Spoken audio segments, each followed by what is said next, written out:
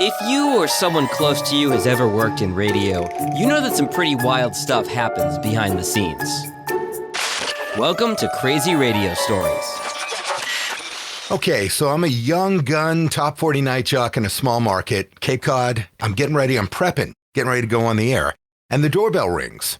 And I go to the front door, and there's a guy I've never seen and a woman I've never seen. And they're probably about 10 years older than me. Mm-hmm. So I let him in, and apparently the guy is there to see a coworker after hours.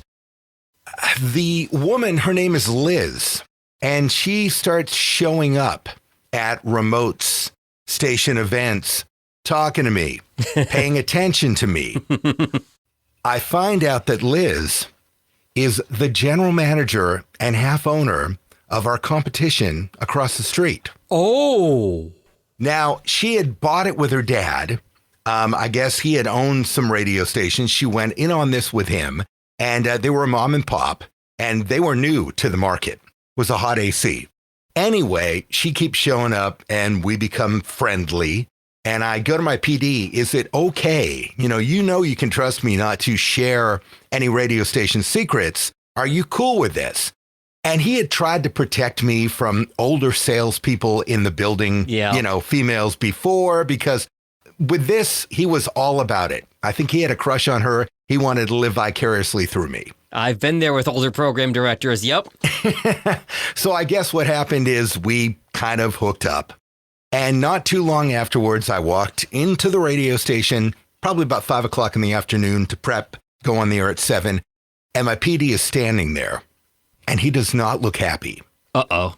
Calls me in the office.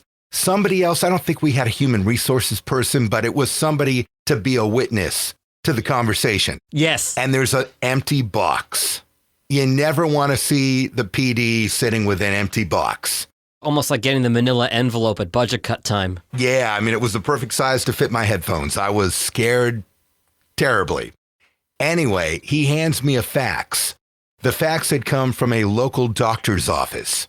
Okay. And it was addressed to me. The doctor was concerned because I had stopped taking my lithium and I was off my medication that I was going to hurt somebody.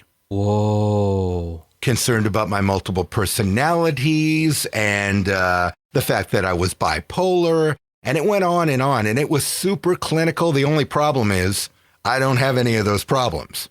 So I'm reading the letter, and he's stone-faced.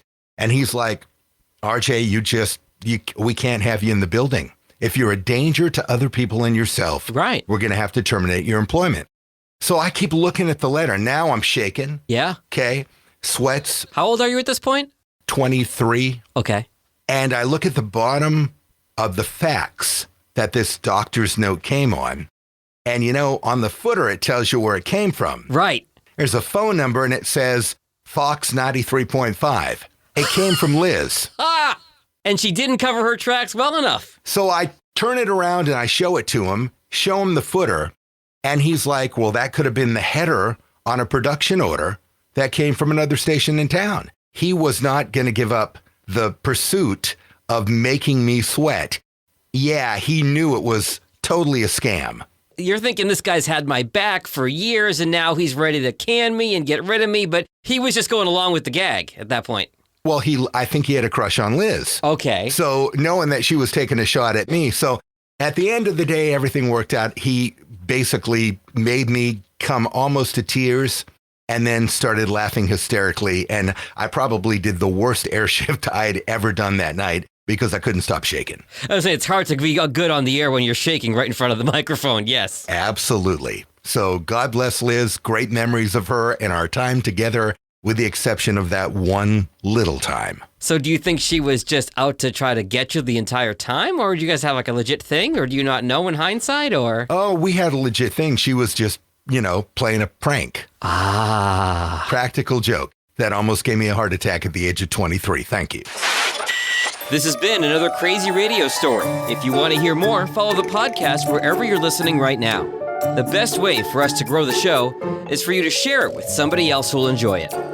If you have your own crazy radio story to share, send us an email, crazyradiostories@gmail.com. That's crazyradiostories@gmail.com.